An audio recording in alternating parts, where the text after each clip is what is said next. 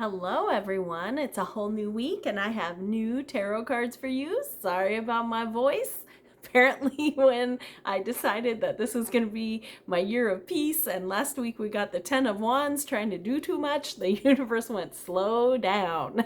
So anyway, I avoided COVID for almost 4 years, but this week it hit our house. So good times. No. Hashtag do not recommend. Anyway, I do have cards for you for this week. Morgan drew them for us, and hopefully they're full of health. All right, ready? Here we go. Oh, I'm using my Light Seers deck this week, and I also had her draw one from the Sacred Forest. So let's see what we got.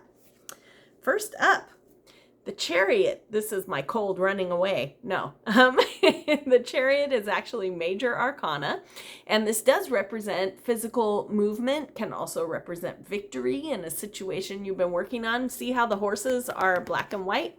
That is yin and yang, so it's very balanced. A lot of times there will be birds guiding the coach or the chariot because those are your spirit guides and angels telling you that this is a divinely authorized move. So if you get the opportunity this week to maybe move to a different position or at work, or maybe find a new apartment or a house or take in a new roommate or whatever, remember this card and know that it will be for your highest good.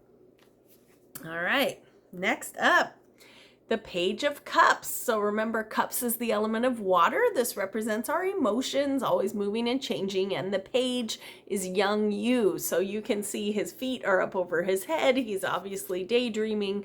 So think back to what young you loved and find ways to inject that into your week this week, because when we honor our inner child, it is like a happy button that shoots your vibration up. And you know, I have been feeling pretty miserable for the last few days, and I haven't been sick in like years, since 2018, I think. So I'm probably kind of a wimp as well because I just never get sick. And so anyway, this having fun. I had a client meeting tonight and almost canceled it, but then decided, okay, we're just going to power through. And we both were sick and we laughed so hard and I feel so much better. So raise your vibration this week, laugh, giggle, honor your inner child, think back to what you used to love when you were a kid and do that this week. All right.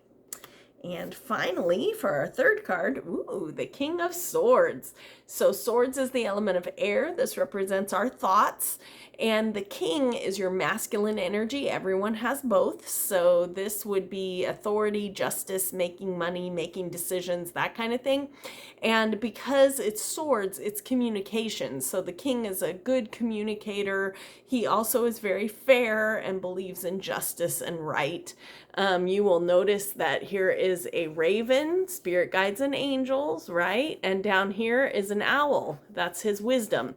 So this week, watch for opportunities where you need to communicate clearly. Take the time to do that. Meditate with your spirit guides and angels if you need to really make sure that your communication is clear this week and that it's fair and just. All right? And finally, from the Sacred Forest, let's see what we've got. I am so sorry that I'm so croaky, you guys. Okay. Yay! This is what we all need. Hummingbird Spirit, all about the joy. So this week, do things that honor your inner child. Have joy this week. Be silly. Raise your vibration for 2024. It doesn't have to be so serious, right? Have some joy this week. Expect it, welcome it, receive it. It's going to be a great week, all right? Okay, so to wrap up, we got the Chariot. Watch for opportunities for movement this week and remember that they are divinely authorized. It will be for your highest good. So don't be afraid if you're moving jobs, places, whatever. This is the time. And we got the Page of Cups. Be sure that you have fun. Honor your inner child. What did you love when you were 10? Time to do it this week. All right. And the King of Swords. Be sure that when you are communicating this week that you are doing so clearly and use your wisdom and also your intuition. There, your guides and angels are right there helping. And finally, embrace the joy this week. It's going to be a fun week ahead. We're all going to feel better. All right.